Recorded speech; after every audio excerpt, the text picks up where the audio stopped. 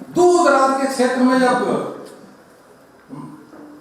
घर का खाना बनाना होता है तो महिलाएं क्या करती, लकड़ी जाकर के तोड़ के ले आती थी और लकड़ी को फूकती थी। गीली लकड़ी होती थी गांव में, और गीली लकड़ी जब सूखती थी तब जाकर के वो चाय और नाश्ता बना पाती थी।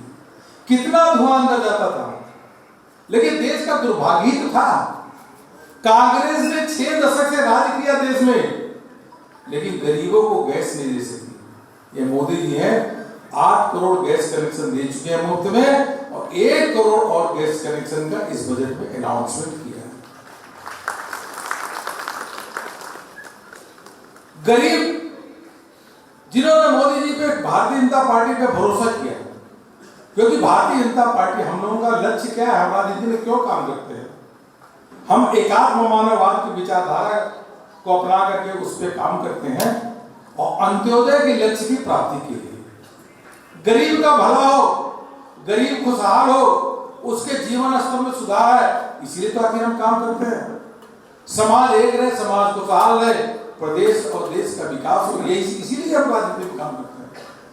हम राजनीति में सत्ता के लिए नहीं गए, सत्ता तो एक माध्यम है, उस सत्ता के माध्यम के आधार पे हम लोगों की सेवा करना चाहते हैं।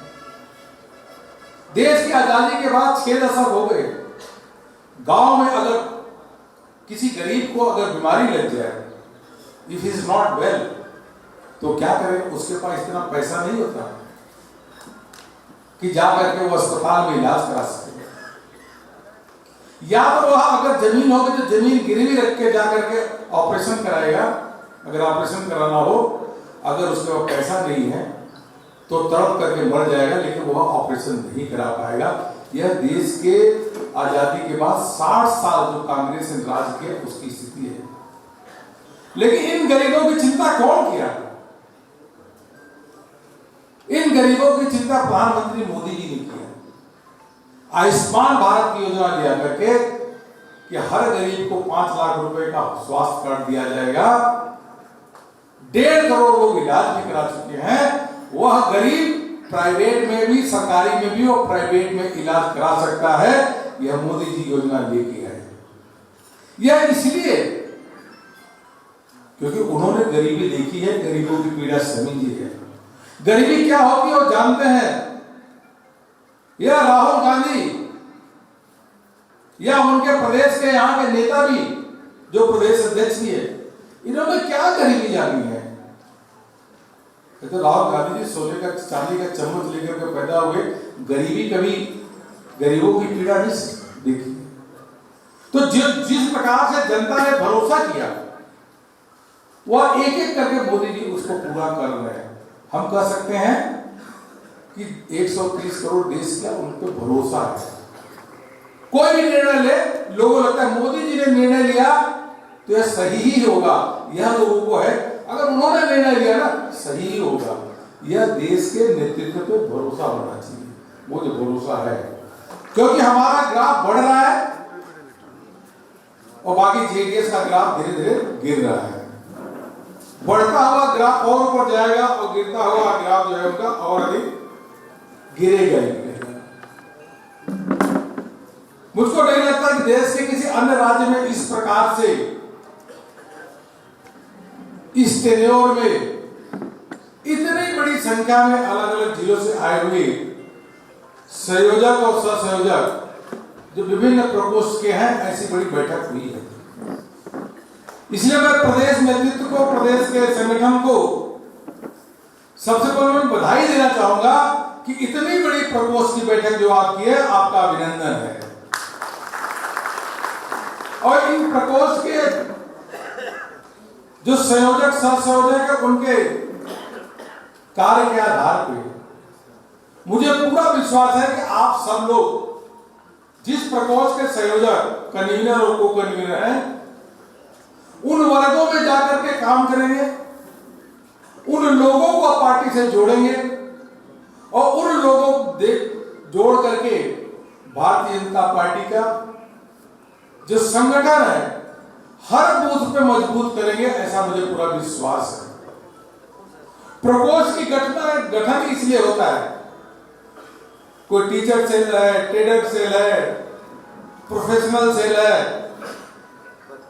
इनका गठन ही इसलिए होता है कि इन वर्गों में जाकर के काम करें, इन समुदाय के इन वर्गों को, लोगों को पार्टी से जोड़े और जोड़ करके पार्टी के संगठन को और मजबूत करें।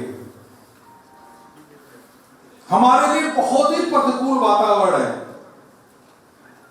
क्योंकि हमारे पास बहुत यशस्वी नेतृत्व है और आपके पास भी प्रतिकूल, बहुत अच्छा वातावरण, अनुकूल वातावरण है, क्योंकि आज आपकी पार्टी, भारतीय जनता पार्टी, सबसे अधिक अगर एमएलए देश भर में तो बीजेपी की है, सबसे अधिक अगर मेयर कोई है तो बीजेपी के ही है, सबसे अधिक अगर कोई सांसद है तो बीजेपी के ही है, और विश्व की सबसे बड़ी कोई पार्टी है तो भारतीय जनता पार्टी ही है। और तो और देश का ही नहीं, विश्व का सबसे लोकप्रिय नेता कोई है तो आपके नेता नरेंद्र भाई मोदी है। तो इतना सब होते हुए जब ऐसी स्थिति है तो बहुत ही अनुकूल वातावरण होता है। अनुकूल वातावरण में एक पॉजिटिव एनवायरनमेंट होता है। You can go to anyone, any section, किसी के पास जाकर के पार्टी की बात करेंगे तो आपकी बात सुनेंगे, वो आपसे जुड़ेंगे। आप कल्पना करिए कि क्या ऐसा अवसर कांग्रेस पार्टी को है क्या? कांग्रेस पार्टी को तो ऐसा अवसर है नहीं। वह जाकर के इंटेलेक्चुअल के बीच में, टीचर्स के बीच में, ट्रेडर्स के बीच में जब जाकर राहुल गांधी की बात करेंगे तो कोई जुड़ेगा क्या? आप सोचिए। अभी आपने संसद में देखा होगा, बजट सत्र पे राहुल गांधी जी बोल रहे थे, देश के इतिहास में पहली बार ऐसा हुआ होगा कि इतनी बड़ी पार्टी, राष्ट्रीय पार्टी के सबसे बड़े राष्ट्रीय नेता बोल रहे हो और लोकसभा स्पीकर को बार बार कहना पड़ा, एक नहीं 8-10 बार, कि राहुल जी आप बजट पे बोलिए, आप बजट पे बोलिए, आप बजट पे बोलिए, और फिर भी उनको नहीं समझ में आ रहा था, क्योंकि जो रट के गए थे उनको तो वही बोलना था, बजट तो जानते ही नहीं थे। उनको जो पहले जो ब्रीफ करते रटा देते हैं वही जाके बोलते हैं। अरे भाई, अगर आप किसानों की बात करनी थी तो राष्ट्रपति जी के धन्यवाद प्रस्ताव में आपको मौका था, आप वहां के बोलते। अभी तो आपको बजट में बोलना पड़ा और पूरा का पूरा संसद खिलखिला रहा था और संसद ने, पूरी देश की जनता उनको हंसी उड़ा रही थी। इसलिए मैं कह रहा हूं, कांग्रेस के पास ऐसा अवसर है नहीं